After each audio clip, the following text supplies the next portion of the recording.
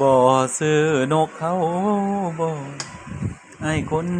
บ่รอมาขายนกเขามันคันบ่อยู่บ่เศร้ามันคันบ่อยู่บ่เศร้า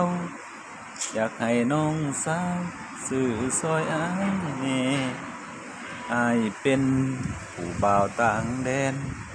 ยังบ่มีแฟนผู้สาวบ่เลี้ยวแลเราเขานกเขาจนว่าน่าอายแลเราขายนกเขาจนว่าน่าอายแล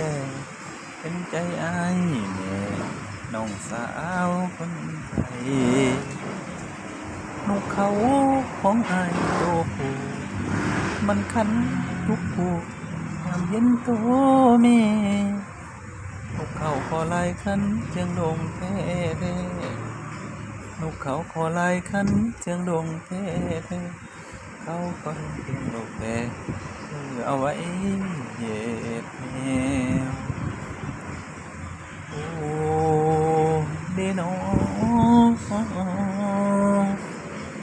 ลาเอ้ยน้องสาวคนไข้ซื้อนกเขาสวยแน่นกเขาขอแดงมันเลี้ยงลูกแพ้ซื้อไว้แน่ซื้อไว้เฮ็ดแนวซื้อไว้แน่ซื้อไว้เฮ็ดแนวทางเอ้ยคันอยู่เฮือนบ่มีครูให้ซื้อนกมาเขาเอาไว้คันพันยามเหงาโอ้ยามเหงาสาวเอ้ยคันแม่นนกเขาคันแต่เช้าจนฮอดค่ำคันแต่ค่ำจนฮอดแจ้งอย่านั่งน้องเป็นนายแหน่นั่งน้องเป็นนายแหน่บ่าวบ้านไกลเงินบ่หลายมาขายนกเขา